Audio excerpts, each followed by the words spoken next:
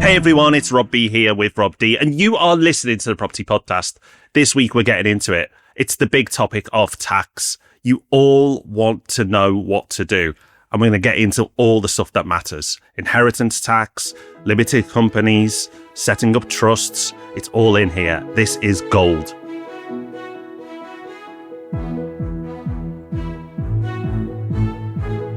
Welcome to the Property Podcast. Thank you for joining us. In case you don't know, we run a company that buys more than £100 million worth of property for our clients every year. You can find out about that at propertyhub.net/invest. And as a result of doing that, we know what's on your mind when it comes to tax. We hear all the questions, all the concerns, all the scenarios that people are trying to plan for.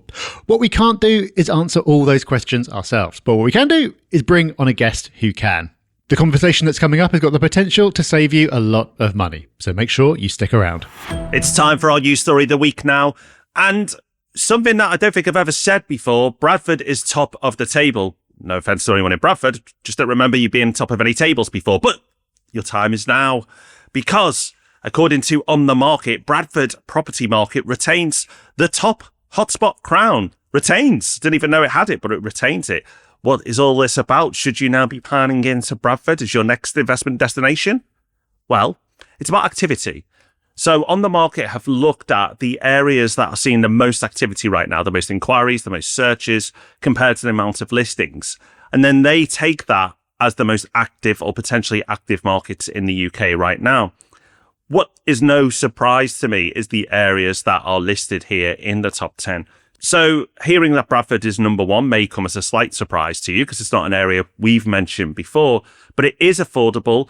There are some really strong areas of Bradford, and of course it's close to one of our key hotspots, Leeds. And the rest of the list has a similar theme. In fact, Coventry is number two. Coventry is a city in its own right, of course, but absolutely benefits from the powerhouse that is Birmingham. Then you got Burnley, benefiting from Manchester. Liverpool, super affordable, is 4. And Newcastle, again, super affordable, 5. And the list goes on to Wigan, Sunderland, Leicester, Stoke-on-Trent, and Rochdale. All those areas are in the Midlands or the North, which at the moment are the most affordable markets based on nearly every metric you look at. They offer the best yields at the moment, and that is why we are investing there.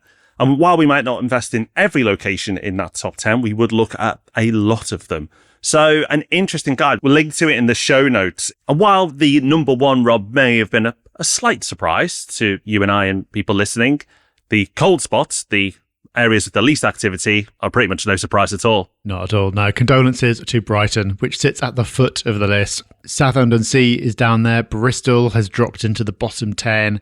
You've also got Worthing, you've got Bournemouth. It's not hard to see what all these places have got in common. And it really is so screamingly obvious where there is value in the market. You can take issue with any particular survey or statistic or way of measuring, but absolutely everything from every angle is pointing at the same thing, which makes it pretty clear where you should be focusing, which is why we focus where we do. And if you're interested in our own hotspots and exactly where we're focusing our attention right now, you can find that covered over on our YouTube channel. So just head over to YouTube and search Property Hub.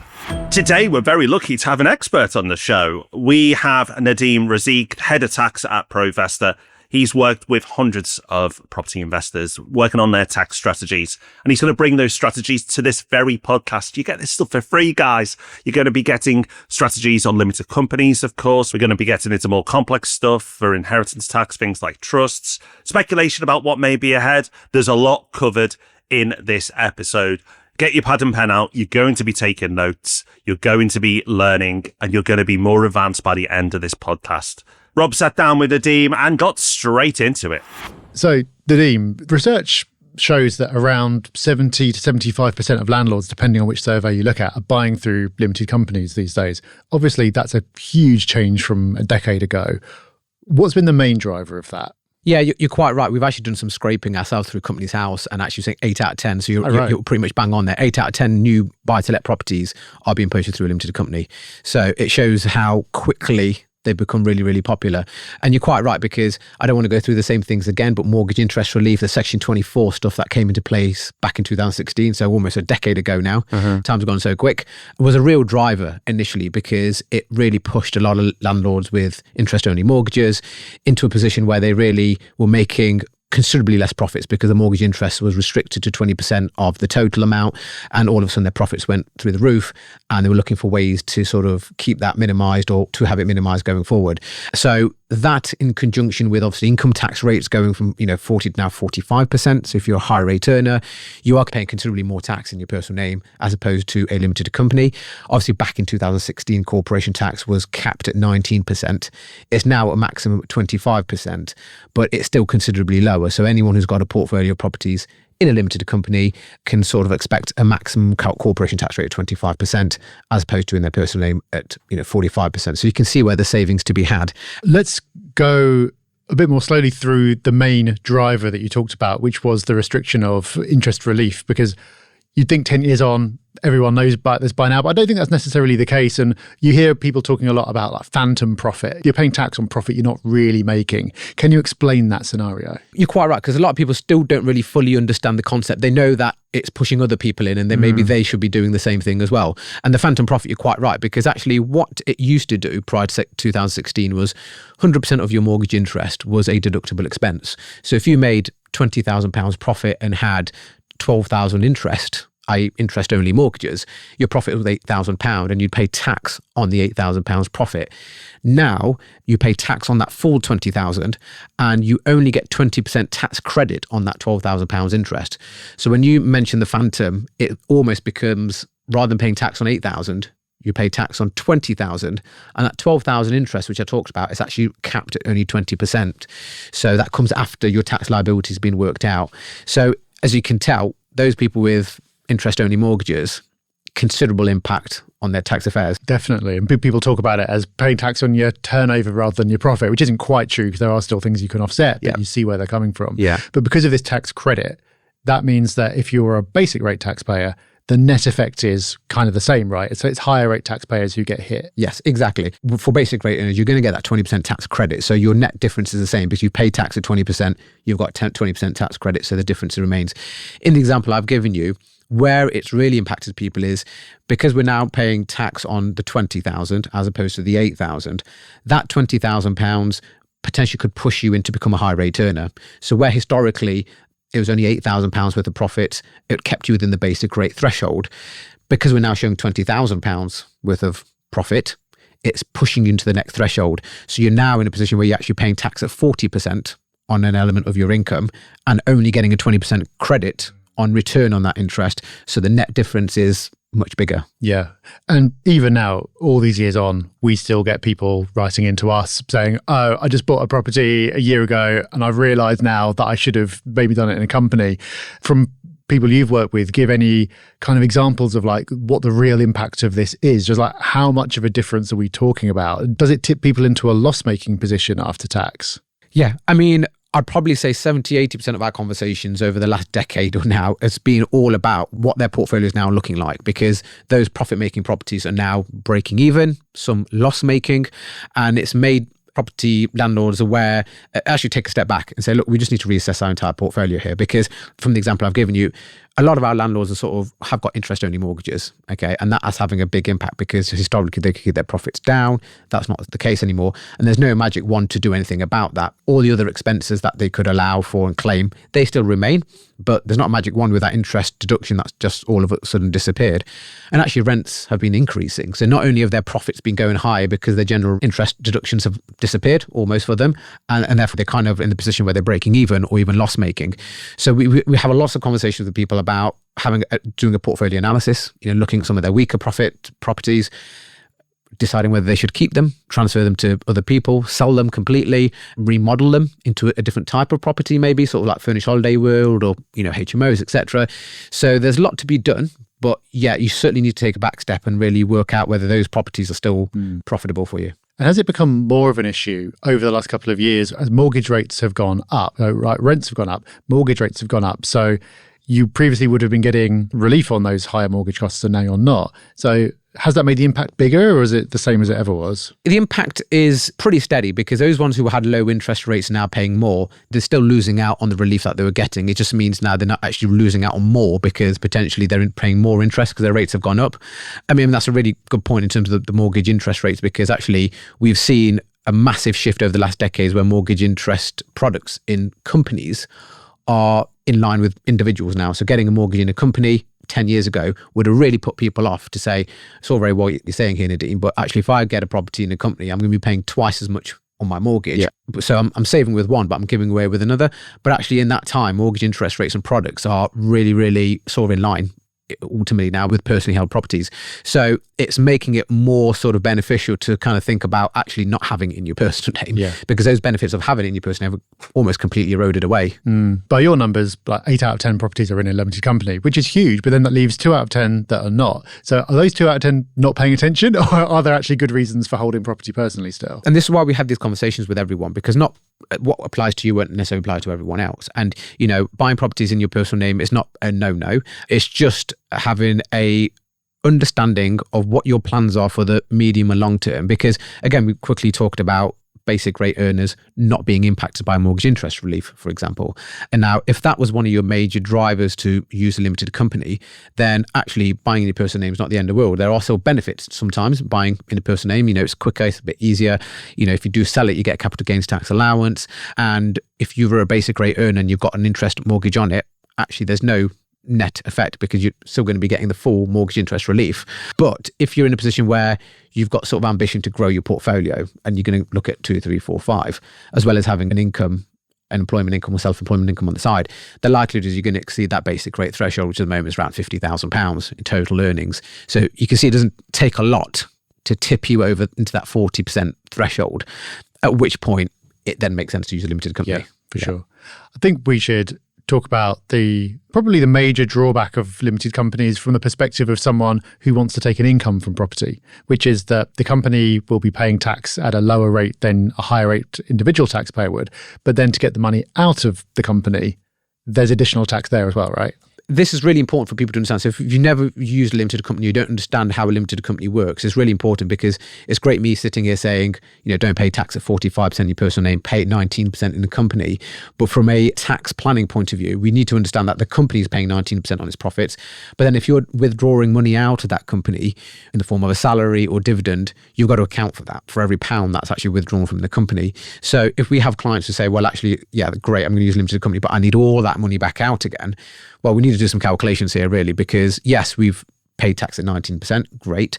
But if we're pulling all of that back out into our pockets again, there's potential salary tax, which is again 20, 40, 45%, and then dividend tax if you're taking dividends out in the form of profit extraction, and that's 8.75 up to 37.5%. So it gets very expensive. So you could negate all the benefits of a limited company if you just start taking lots of money out the company.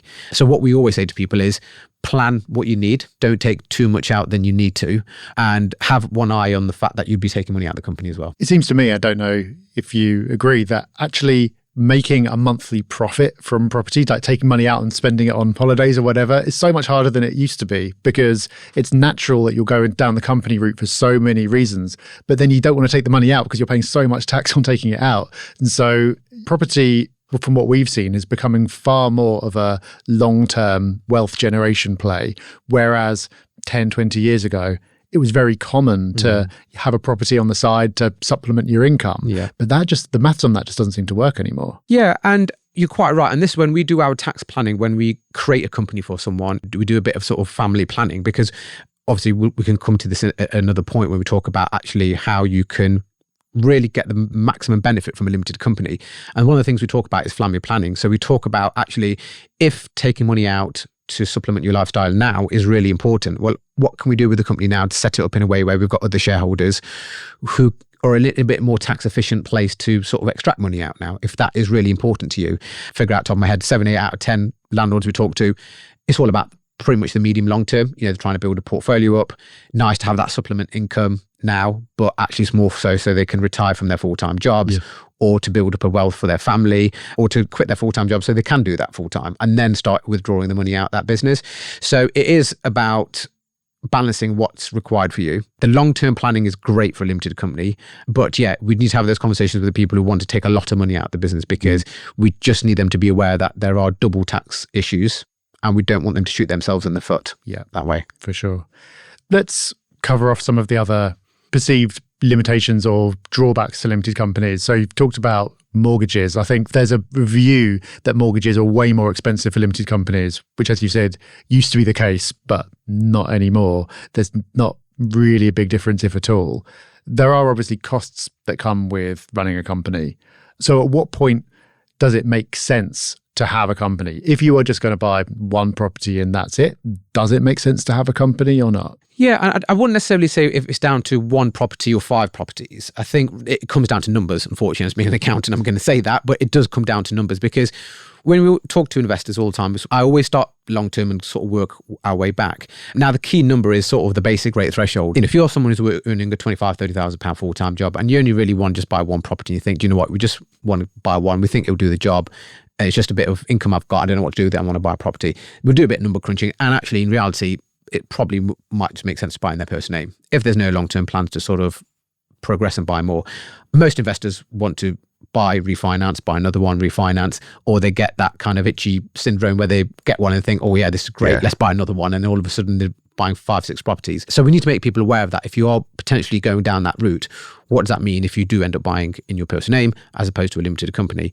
So there's no kind of break even point. We do make people aware that obviously, yes, by having it in a limited company, things like account. So if you're running a personal portfolio, as you know, you do a self-assessment tax return, you declare your profits and expenses there, and it's generally quite cheap, and a lot of people do it themselves, for example, because they think they can do it themselves.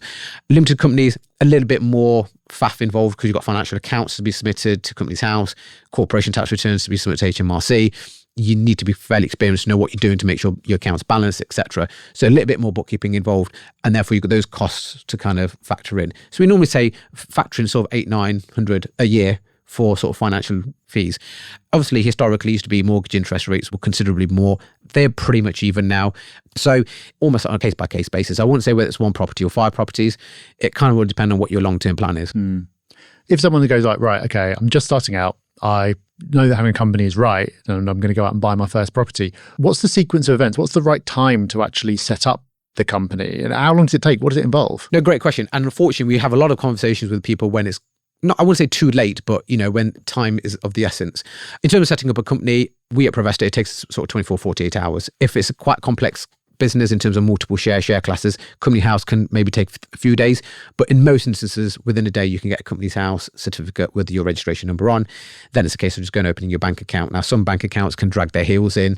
A lot of them do it pretty quick. So that's your kind of first step. So get the company set up, get your bank account set up, and then sort of get some money in there as your deposit. So you're ready to go and purchase sort of property number one. And of course, we get loads of people come from a sort of post-auction, and they haven't done any of this, and the auction have given them 7 days or whatever to complete. So we're working backwards straight away. So if you are pretty sure, and I'm saying, you're sort of 80, 90% sure limited company is where you're going to be buying from, we always say just get it ready, get it prepped. So there's lots of questions to go through potentially when setting up a company, because it can be as simple as you want, it could be as complex as you want if you really wanted to set that company up for a smart family planning way. So get your advice, get it set up, get your bank account set up, and then you're pretty much ready to go. You get your money, get some deposits in there, which is a director's loan, and you're ready for your first purchase. But yeah, depending on, back to your question, how simple or complex the company can be, it can go from anything from a day to sort of a week. But yeah, sounds like the earlier the better, because worst case, you change your mind, you shut it down, it costs you a little bit of money, but it means that you're ready to go and can take advantage of whatever comes along. And that's what I said, if you're sort of 80, 90% there, and you're going to be using a limited company, get it. I mean, the worst case scenario is it ends up going 12 months, you've not bought property because you've been looking, you haven't found what you want, you've got to prepare some accounts still, because the business is obviously active now, even though it's not trading. You'd have to file some dormant accounts, pretty cheap, negligible cost in the grand scheme of things.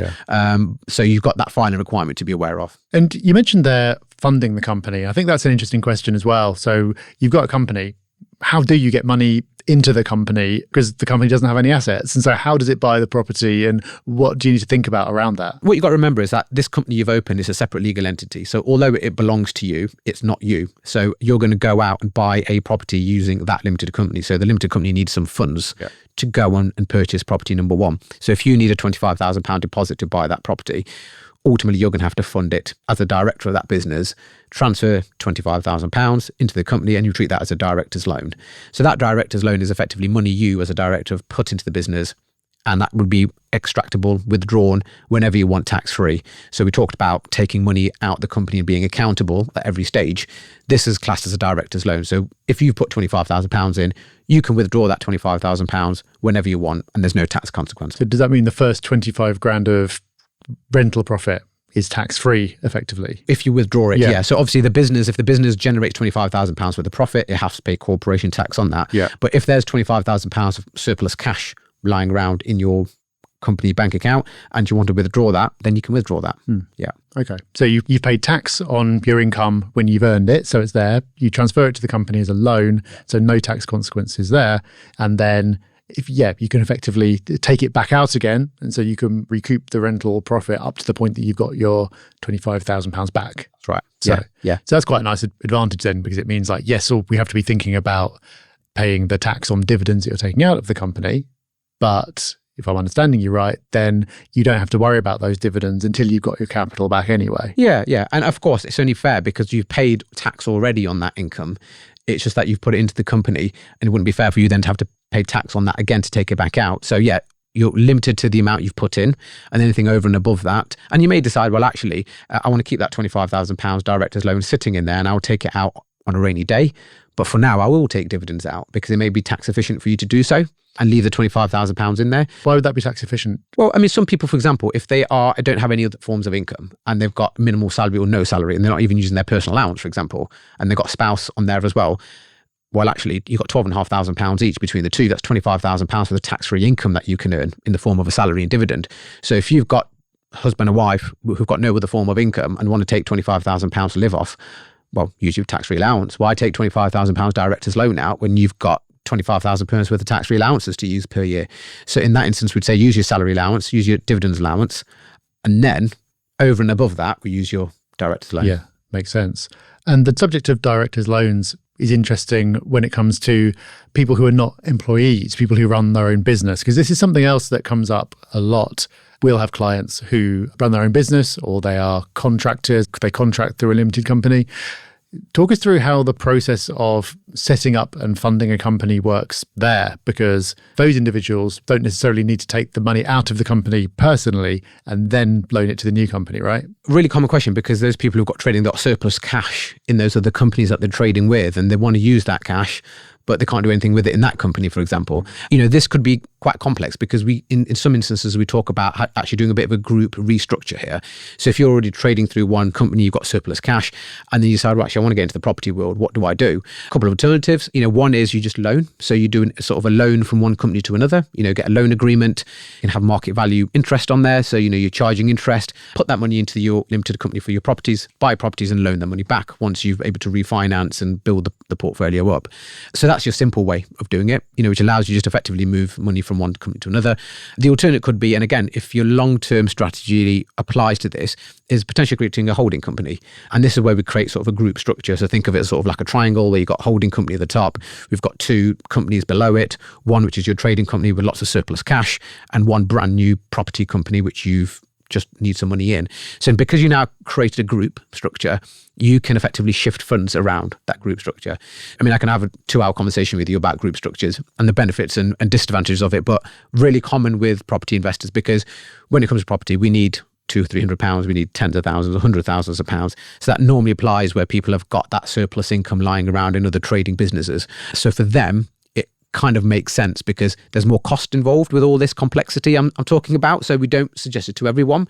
But if you are in a position where you've got that wealth built up, then spending a little bit of extra just to get that structure in place makes absolute sense. Yeah. It seems like a huge advantage that business owners or the self-employed have over employees, right? Because as an employee, you have to earn the money, PAYE or whatever, you pay your tax, and then you get your money into the property company. You've already paid tax on it.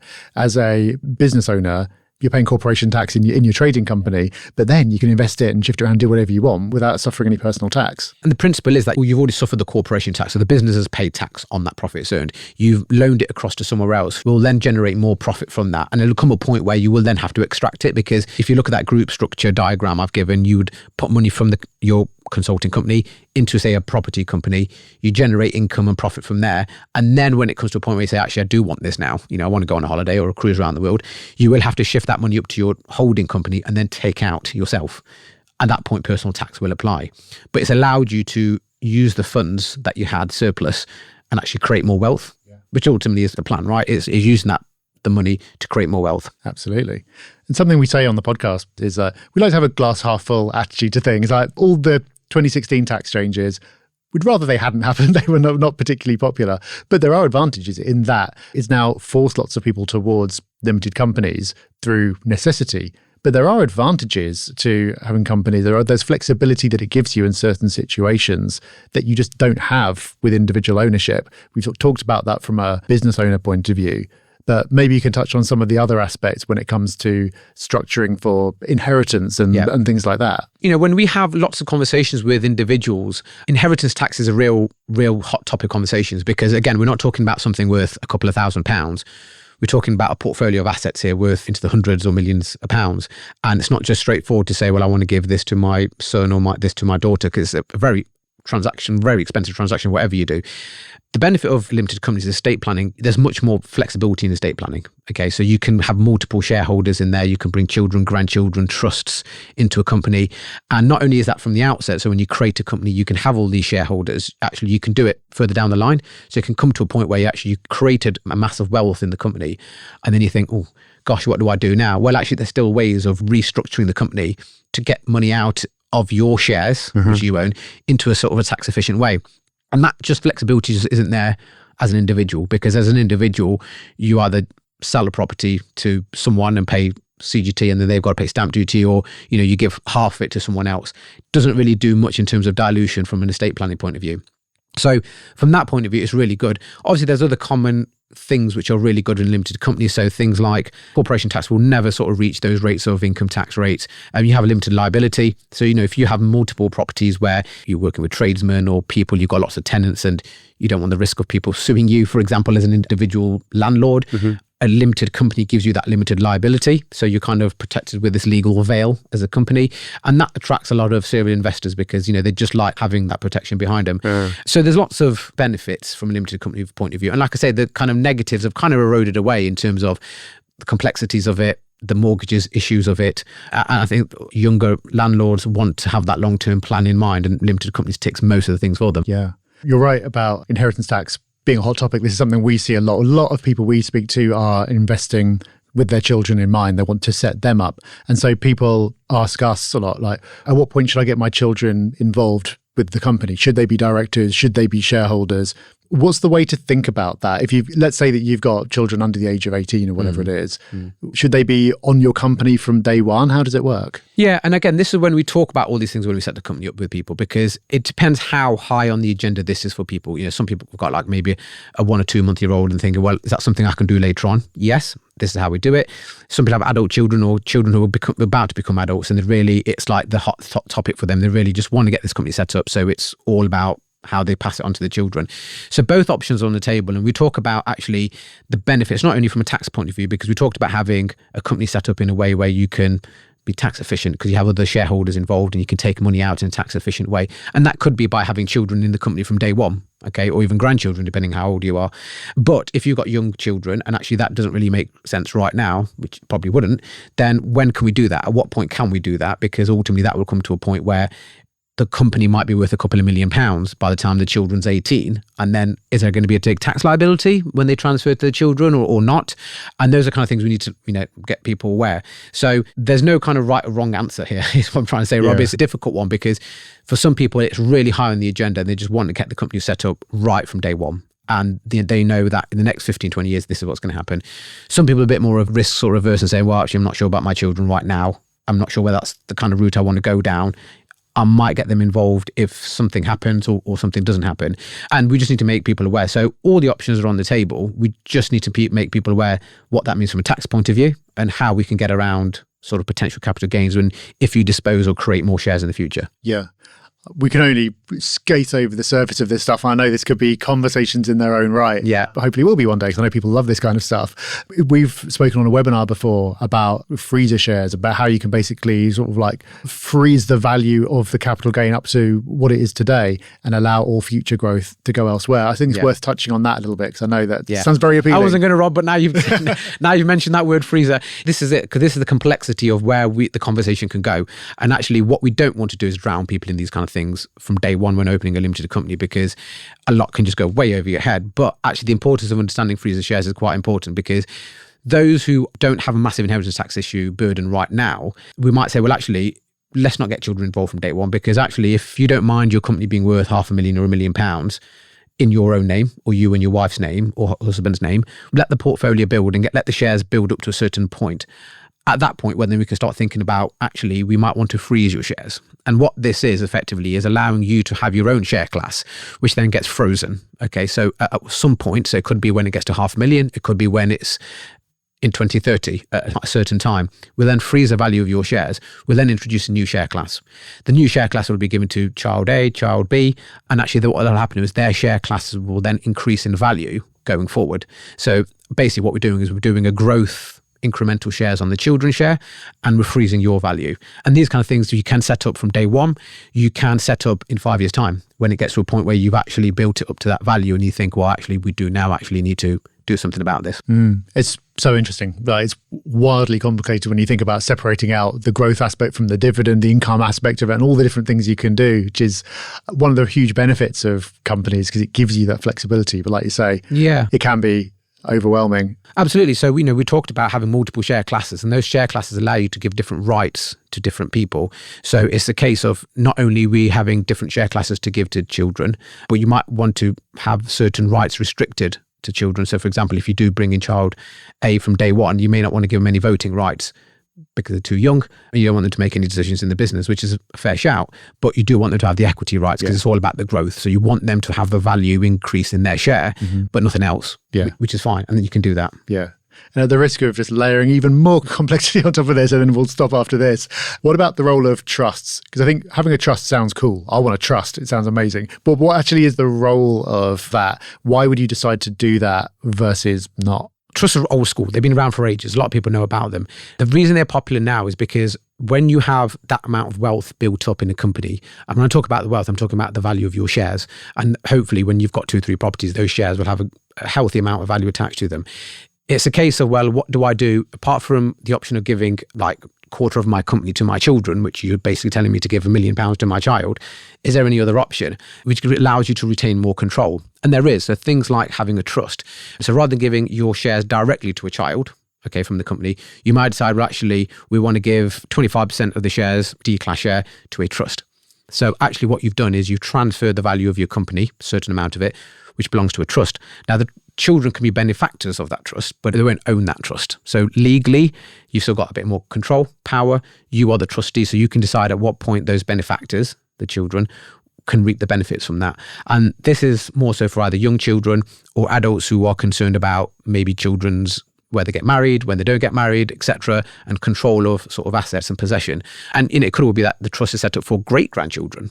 So it just gives you more control. Inherently, it's always been about cost when it comes to trust, because trusts aren't simple to set up, sometimes can be quite costly, doesn't really tick the box for a lot of people.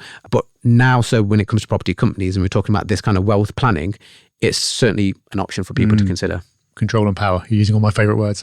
I think all this stuff about companies and the options, it's not going to be relevant to everyone. A lot of people won't be at that point, but I think it's really good to see companies see the opportunities that are there, rather than something like, oh, I suppose I've got to do this because of tax. It's actually, you can do a lot. Yeah. And I think the vast majority of our clients, the vast majority are using companies. I'd say that the vast majority of our listeners will be as well. But something that I know from the questions we get is that a lot of people who've been investing since before 2016 have still got legacy properties in their own names. This is always a tricky one, right? Like, you're in a company going forward, but you've still got one or more properties in your personal name, which may be causing you a problem. They may be loss-making now for reasons we talked about earlier.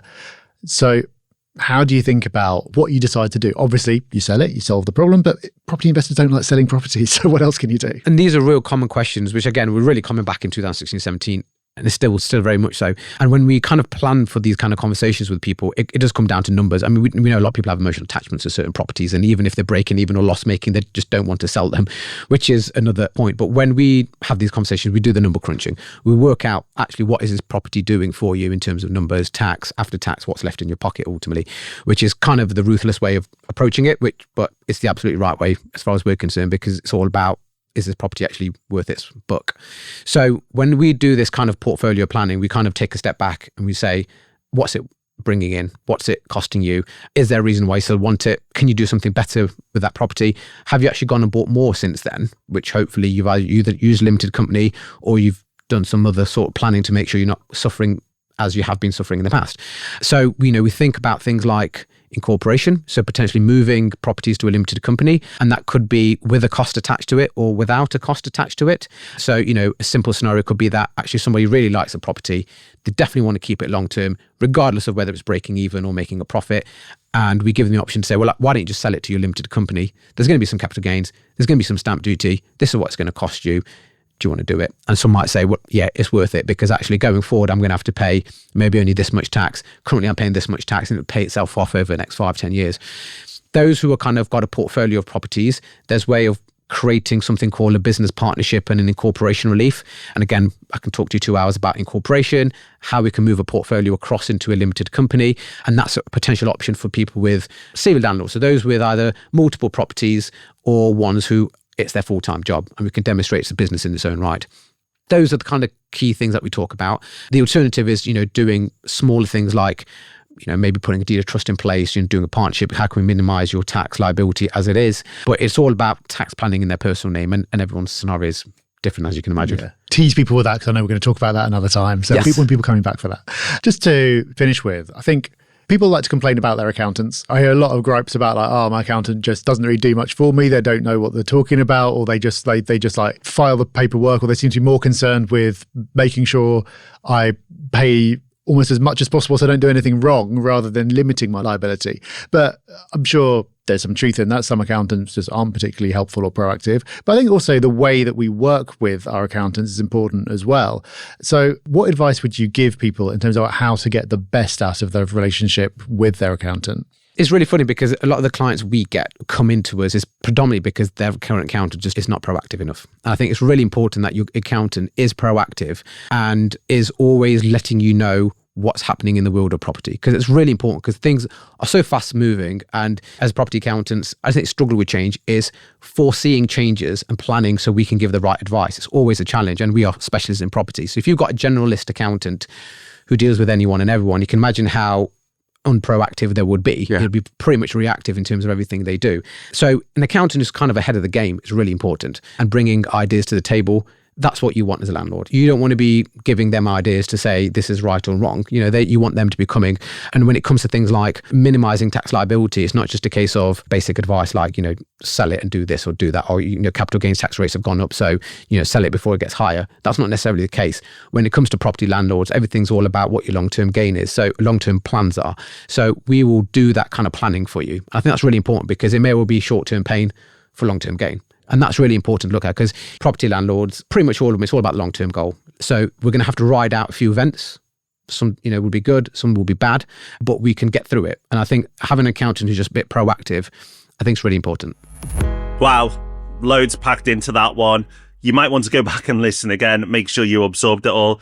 But you think we're done? We're never done. We always want to give you more. It's time for Hub Extra. And Rob, you've been sitting down and watching a bit of TV. What have you got for us? I've not watched the good programme in ages. Yeah, I watched a documentary on Netflix, which is a strong recommendation. It's called Unknown Number, The High School Catfish. It is a documentary. It is a true story, but it's hard to believe it's a true story. I can't say too much about it because there is a massive twist. For the first half hour or so, I was thinking, oh yes, it's kind of interesting. And then, whoa. So Rob, this is a Hub Extra where I can't really tell you too much about why it's a Hub Extra, but I will say, go watch it. So good. Will do. I also will be watching, when it's released, it's going to be very soon, the latest series of Slow Horses. If you've not watched that yet, go back to series 1. That is very, very good. But while I'm waiting, Rob, I'll jump over to Netflix and what's your recommendation? Well, that is us done for another week. Thank you for joining us. We will be back on Sunday. smiling at you, answering your questions there. Then we'll be back on Tuesday, smiling through the microphones. I'm sure you can hear it in our voices, answering more questions there. And yes, you've guessed it, we'll be back on Thursday with the main event, the Property Podcast. So until those wonderful occasions take place, take care, have fun. Bye-bye. Bye-bye.